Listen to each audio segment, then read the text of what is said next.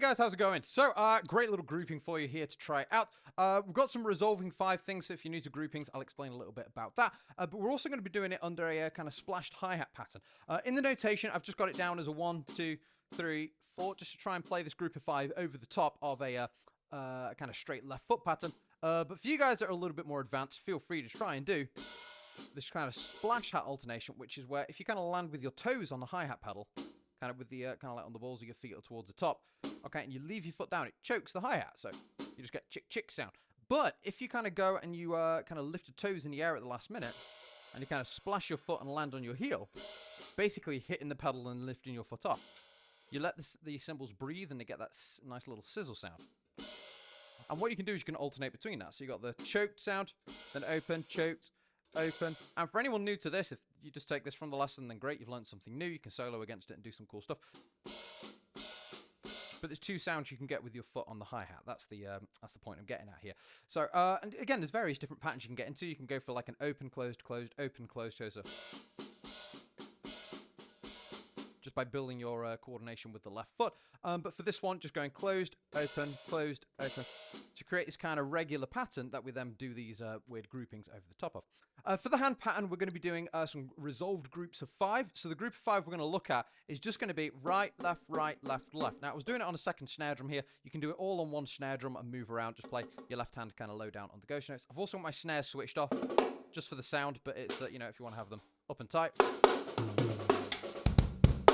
Just gives you a bit more of a poppy sound, but I'll leave them off for now because I like the way it sounds.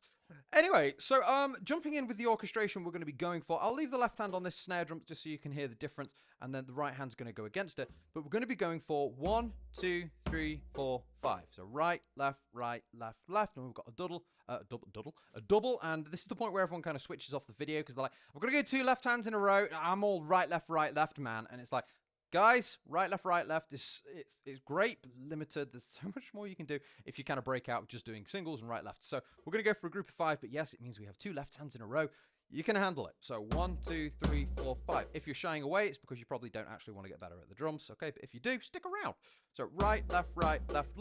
And we're going to be doing that 3 times, but we're going to move the right hand around. So with the group of 5, we have this 1, 2, 3, 4, 5, 1, 2, 3, 4, 5, 1, 2, 3, 4, 5, like overlap thing, which can sound pretty cool.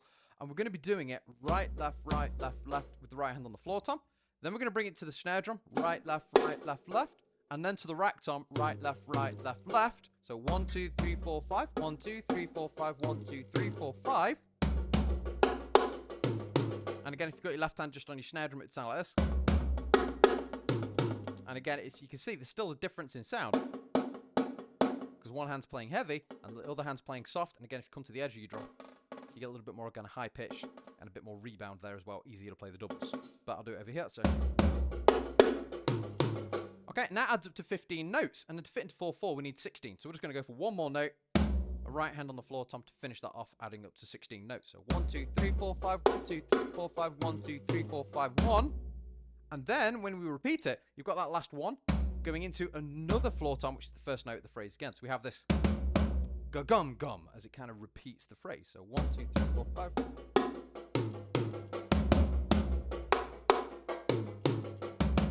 As you speed that up,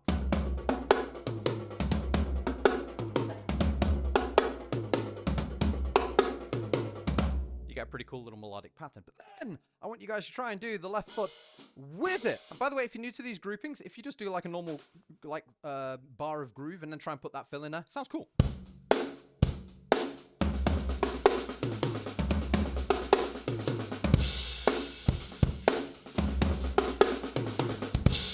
So you can see a great little fill just there. But again, as an independence exercise, we're going to try and do that ticking along. Now you can see in the notation where these line up. So we're doing the hi-hat on every one of 4. So 1 E and a 2 E and a 3 E and a. But the tricky thing is we're not counting 4s over the top. We're thinking in 5s. So we get these weird overlaps. So first thing to work on is just take it a little grouping at a time. Our first group of 5, we had the right, left. You've got the left foot landing with the first note, and then the last note of the 5, which will be a left hand. So we have right hand and left foot, left, right, left foot with the left hand at the end. So 1, 2, 3, 4, 5, which will feel really weird, but trust me, over time this will feel a lot easier. 1, 2, 3, 4, 5. And then we've got our next group of 5 where we came to the snare, And for this one, it's on the 4th note. So we have right, left, left. The left, so it's on that left just there.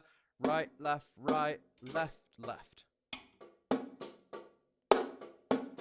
But X, it's complicated enough just thinking about the sticking, in which case, leave the left foot for now, just get the hands. Come back to this though, try and finish it off. And then put those 2 groups of 5 together.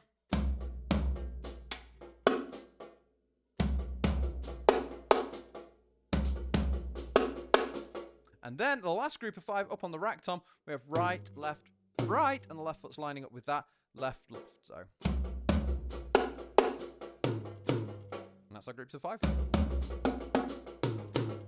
And again, it feels like a complicated exercise. It probably doesn't feel musical when you're first practicing it, but over time, your brain starts to catch on, your muscle memory catches up, and then eventually, when I'm playing that phrase, I'm not actually thinking too much about it, because I'm actually relying on my muscle memory, because I've repeated it so many times that I'm not having to think. So at the start, it's like when you're a baby learning to walk, and it's like, lift foot, fall, don't die, you know, okay, landed it, okay, left foot, lift up, oh, gonna fall, and landed it. There's so much thinking involved, and then eventually you just walk. It's exactly the same process, it's just a bit of patience. Okay, and then at the end, you just got that last right, and that finishes off the phrase.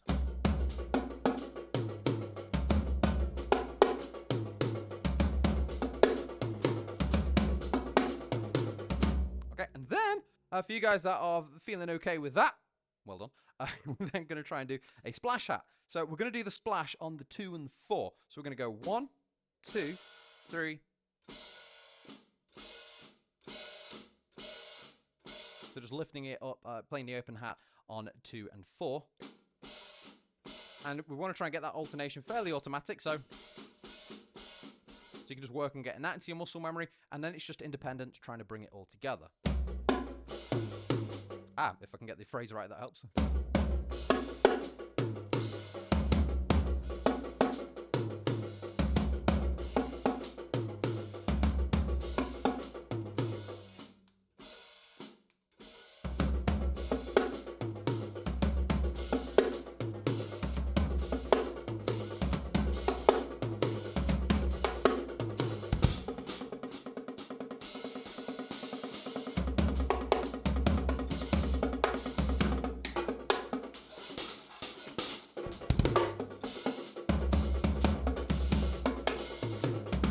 The sticking the wrong way.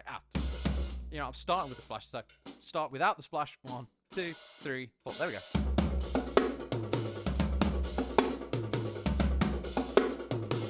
Yeah, I was naturally going for the splash first, so you know, if you get that the wrong way around, it's still difficult. So if you manage to pull it off, that's fine too. But if you can, aim for that 1 and 2, and I think it just sounds a bit cooler, kind of where you don't expect it, rather than 1, 2, 3, 4, 1. They're the emphasized beats normally. So having a 1, 2, 3, 4, where your snare drum would normally land, it's quite a cool place to go for it. Anyway, bit of an independence pattern there, guys. Hope it all makes sense. I'm going to have a little play around now. I know I was just doing it there, but just trying to move it into a few different places. Show you where you can move these orchestrations. Also with these 5s, you can put them kind of anywhere. It's, you know, great as fills, or even, you know, try and place them into the groove. You can just take that. You can just take the right hand of that pattern.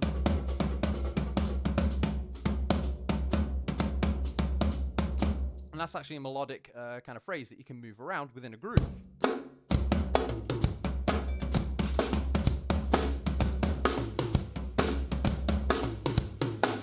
So you can see there's lots you can do with these different groupings, and that's just groups of 5s. You can also do 3s, you can do 7s. They're cool, and they're all on the website as well, in the kind of different grouping sections. So anyway, a little bit of a solo now, just demonstrating this. Again, it's difficult to demonstrate a coordination exercise, but I'm going to try and apply it into some music. So here we go.